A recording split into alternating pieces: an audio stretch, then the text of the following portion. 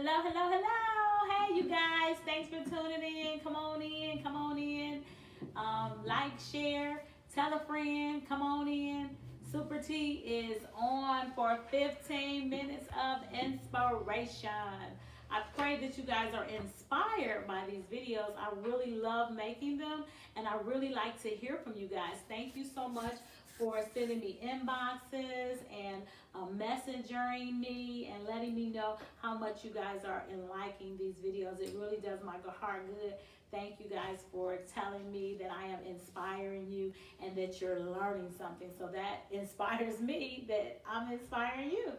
So, as you all know, this is Running Things, the resilient spirit of a leader. And this is a 52-week leadership devotional. And in the 52-week leadership devotional, we have a topic for each week. And then after you read the topic, the whole goal for the devotional is for you to meditate on it for the whole week. And each day of the week, ideally, you want to write something down, write your thoughts down as it relates to the topic. And some people have been sharing with me like some of the thoughts that they've been getting, some of the things that they've been actually putting into action. So I am so excited to hear that. And this is week number 11. So we've been at this for 11 weeks. This little session, I think it's like the last 5 weeks, is really devoted towards business because this book is for ministry leaders, business leaders, and community leaders. So even though these last 5 weeks are gonna, I think we already did 2 business ones, we got like maybe 3 business ones to go, you can still apply it. So as you listen to this video, and then as you also go back and read through it, just ask God, what is he telling you? What do you need to get out of this? Because there's so many rich nuggets in this, even if you're not in business, even if you're not in ministry, even if you're not a community leader, you're a change agent. So even just being a change agent is something in here for you, okay? All right, hopefully that was enough chit chat to get you all tuned in. Welcome, welcome, welcome to 15 minutes of inspiration, running things, the resilient spirit of a leader. I'm your host, Teresa McCurry. I am the senior pastor of New Beginnings Ministries. I'm an international Bible teacher, an international speaker, and the CIO, Chief Inspirational Officer of Super T Inspires. And what does Super T Inspire offer? Super T Inspires offers holistic solutions for ministry leadership, self-care, and kingdom development. Go check out my website and you can see what all that means. My website is supertinspires.me. supertinspires.me. So into today's topic. So today's topic is business management. Business management. So as a leader, there will be a certain time where you would have to have some kind of management. So like I said, even if you're a ministry leader, you just take this and just process it through the lens of ministry. The concepts are the same. Y'all got me? The names have been changed to protect the innocent, but the concepts are the same. So in this whole business management piece, we want to talk about, it says organizations, a business management, organize, and coordinate the activities of a business to achieve and define objectives. So when you're in business management or you think about business management, you want to think about what the organization's objectives are and how you can coordinate activities that's going to best bring those to pass. Same thing in ministries. You want to coordinate the activities that's going to bring the vision to pass. In the community, you want to coordinate the activities that's going to get the plan to pass. Whatever the end goal is, you want to bring it into fruition. So that's all about business management. So I basically just want to give you 4 different tips to talk about that. So in business management, the key is planning. So key is planning. So when you're in business management, I don't look at myself as a manager. And we talked about that in one of the other videos. I'm a leader, I'm a visionary. So a lot of times a visionary has the vision. The vision is, oh, I see this happening or I see that happening. And then you at that point, once you see the vision, you write it down, you make it plain. Then you have a manager that's going to come in and see to those details that vision gets done. A lot of times the visionary is not the manager, because a lot of times your mind just doesn't work like that. So it's important to know how your mind works. What are your strengths? What are your weaknesses? So you can pull people alongside of you to help get the job done.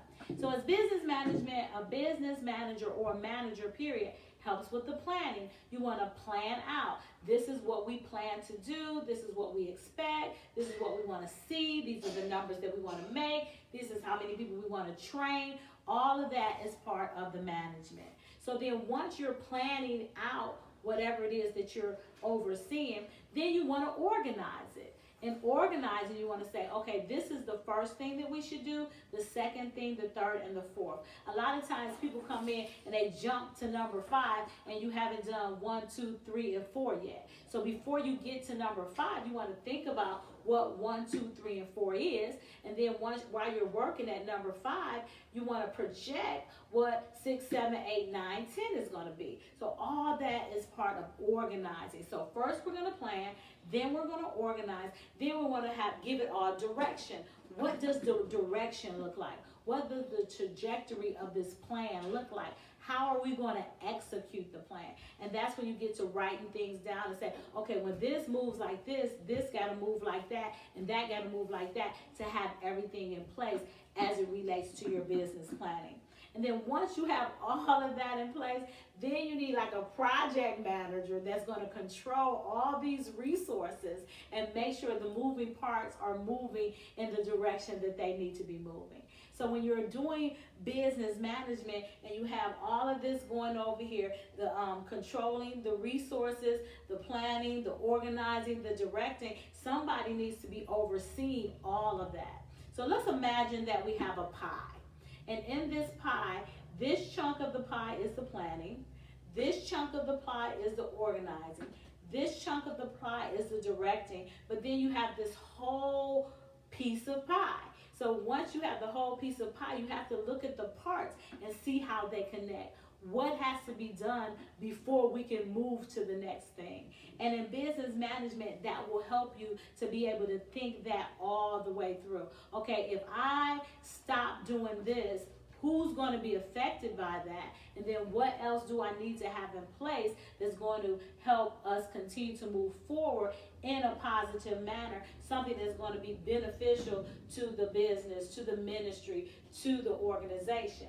So when you think about management, who's going to manage, how they're going to manage, you have to know that you have to have a mind to think things all the way through to the end.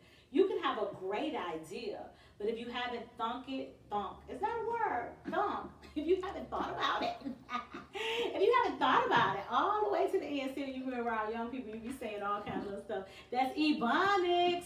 So if you haven't thought about it all the way to the end, then you might be missing some pieces or missing some parts or missing something that will affect somebody in a negative way. So it's important for you to think about it. And then that's why it's even important for you to run it through or run it by some other people, because sometimes somebody will think about something that you hadn't even thought about. So when you're talking about management, and I talked about this in one of my earlier videos, there are micromanagers and macro managers. Micromanagers want to look at everything that you do, and you have to run it by them before you take the next step. And that's fine, because some people need micromanaging. For me, I'm a macro manager. I tell my team, I don't care if you moonwalk, skip, jump, do cartwheels, just end up at this place by this time. So with that being said, some people need the creativity to be able to do things creative, and you just let them know what the bottom line is. Other people want to know, well, how are you going to do this? How are you going to do that? How is this going to affect that? And want to be able to see all the moving parts to get to the bottom line.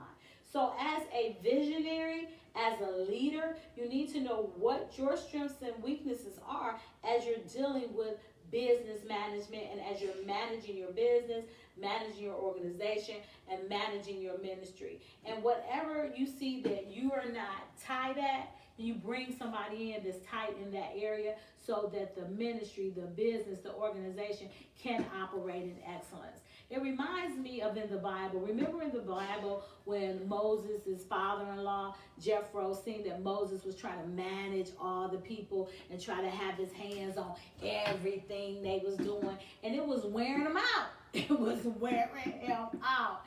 Same thing for you.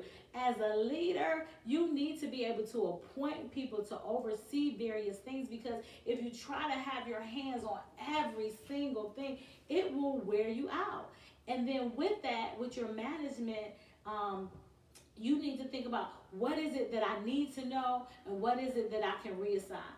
That's the sign of a good manager or a good leader, the ability to delegate. I know delegate is one of our topics later on, so I'm not going to go off into it, but delegation is key when it comes to management. You have to be able to delegate some tasks to some others so things can get done. So if I'm just doing it all by myself, I'm not going to be able to get everything done the way it needs to be done. Now, I can check off on it.